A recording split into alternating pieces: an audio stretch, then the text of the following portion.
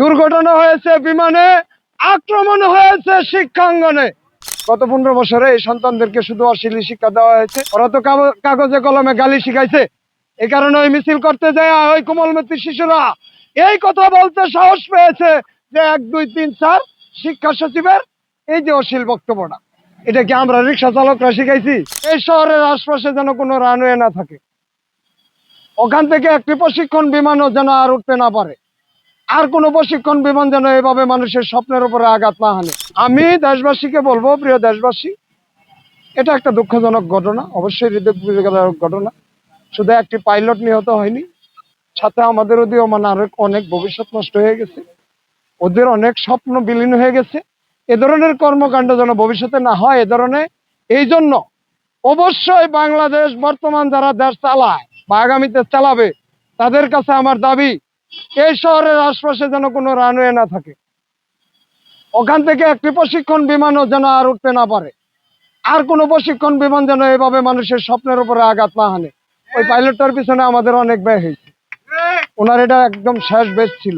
উনি যদি আল্লাহর রহমতে ভালোভাবে অবতরণ করতে পারতো, উনি আমাদের দেশের একটি সম্পদ ছিল। আল্লাহ কালে তাকেও নিয়েছে, আমি তার শহীদ জীবন মৃত্যু কামনা করি। এবং যারা মাইলস্টোন বিশ্ববিদ্যালয়ে এই স্কুলে যে সমস্ত যারা নিহত হয়েছে, তাদের আত্মার রোহ মাগফিরাত কামনা করি।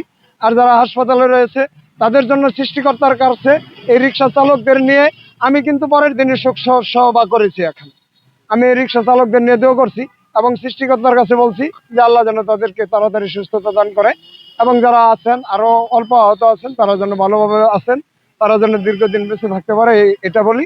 কিন্তু এই বিমান দুর্ঘটনা নিয়ে কিন্তু আরো একটি ঘটনা হয়েছে। এই ঘটনাটা হলো একটা আলোচিত ঘটনা। দুর্ঘটনা হয়েছে বিমানে, আক্রমণ হয়েছে শিক্ষাঙ্গনে।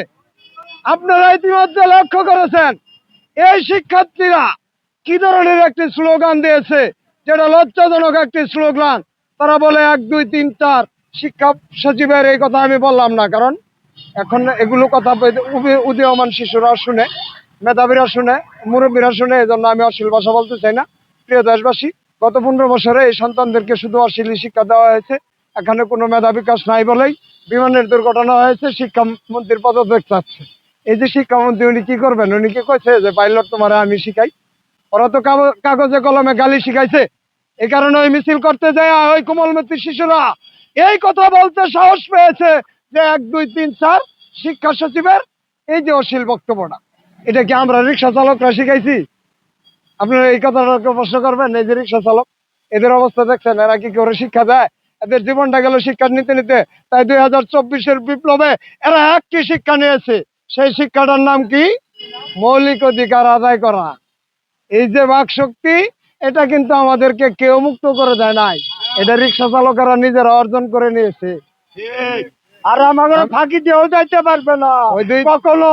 ওই 2025 সালের এই 25 তারিখে, এই 25 তারিখে, 24 সালের 25 তারিখে আমি তো বললামই যে সমন্বয়করা গ্রেপ্তার।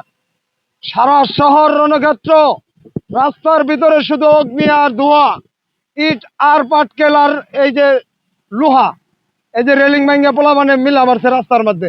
এটার উপরে দিয়ে চাক্কা গেলে লিক হয়ে গেছে গা। আমরা কি পেরেশানি করে গাড়ি চালাইছি এটা আমরা জানি। একটা লিক সারতে 80 টাকা নিছে মিস্ত্রিরা, 100 টাকাও নিছে, কিন্তু যাত্রীর কাছে আমরা ওইভাবে ভাড়া লইতে পারি নাই। আজকে কি ওই কথা কেউ শুনবে? তারা না শুনলেও আমরা শোনার ব্যবস্থা করে দিচ্ছি, যেহেতু আপনারা আমাদের কথা দেশবাসীর সামনে তুলে ধরেন।